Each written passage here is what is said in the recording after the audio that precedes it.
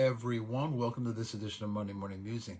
We're going to get into some really interesting, to me, if you're a history nerd, like I am, data from the first century Roman Empire living. When we talk about a home church and organic church, we think about a lovely atmosphere going into a middle class home, at least a middle class home, so 2,000 square feet, 3,000 square feet, nice living room, one or two bathrooms, and maybe better than that, maybe a upper middle class or really nice home. And it's wonderful, and we have a lovely snacks, and somebody brings a guitar or keyboard, and we worship. And the only problem with that whole organic church thing, it just didn't exist in the first century. So again, when we say we want to do New Testament church, we have no idea what their living conditions were like. It was, in some cases, it would be literally impossible to host a home church meeting. And their living conditions were so miserable that the early believers would have given anything to get out of their houses to have a meeting. And we're going to talk about that. So I'm going to give you some data. This data is well documented. We have lots of archaeological evidence, first century Rome, all the urban areas, very well documented. So this is some pretty solid data. So let's talk about first size and space. We know for a fact that the early Christian communities were urban.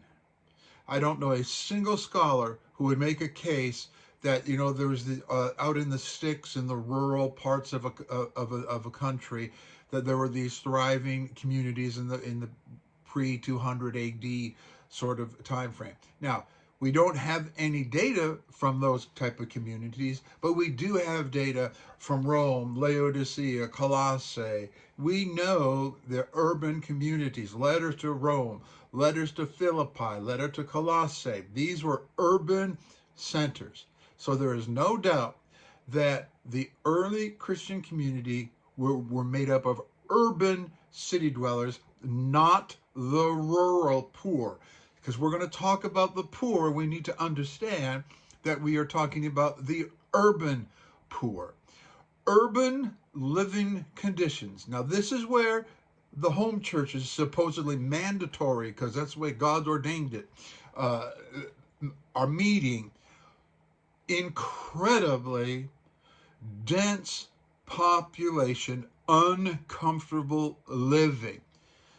In first century Rome, the population density in Rome was 189,000 people per square mile.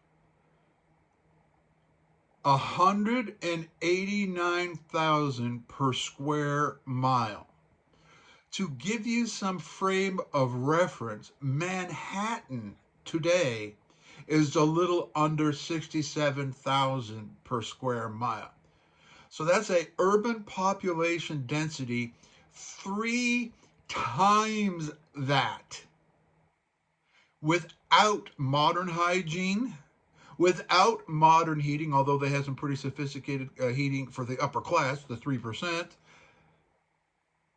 Do you think that if people had a choice that they would choose that because God says in the Bible we have to meet in homes?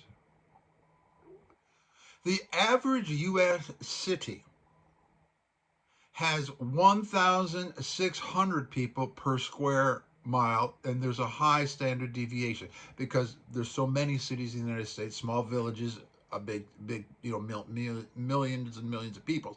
So the standard deviation is high, but the average city, 1,600 people. Do you think there is any correlation in living at all between a city with 1,600 people per square mile and a city with almost 200,000 people per square mile? Do you think those people who were living in wretched 1 and 2 room tenement apartments that were well-known fire traps, dark, unlit, unsanitary. Speaking of unsanitary, let's talk about bodily functions. They weren't just running to, the nice powder room next to the living room. The first Christian community was overwhelmingly built upon the urban poor, and I'm going to document that again later on in another episode. If you have to relieve your bodily functions, you weren't going to a bathroom. You either had to make the trek to go to a public latrine, or there was a cesspit behind the apartment building, and you're dropping your drawers and doing your business in a hole in the ground. No sanitation. The apartments that did have a semblance of sanitation, you're doing your business in a hole, it's working its way, you might throw some water down the hole, it'll work its way down to the gutter, it's going to flow from the street gutter into the Tiber River, and where as a poor person do you think you are getting your water for drinking and washing? You're getting your water from the Tiber River if you don't have access to a public fountain. And that's why typhus, uh, uh, typhoid, uh, and all kinds of diseases were rampant. Excuse me.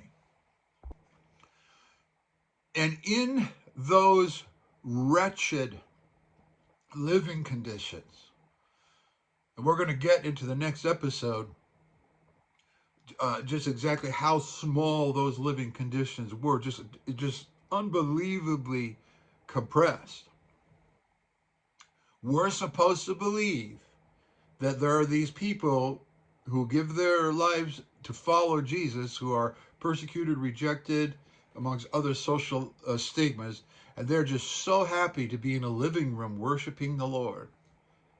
I can guarantee you that if they had a chance to get out of that home and find a city hall, or more likely a urban patron who might have a house that could accommodate maybe 35 people if you were lucky, they wouldn't take it because they have to meet in homes. That is so naive.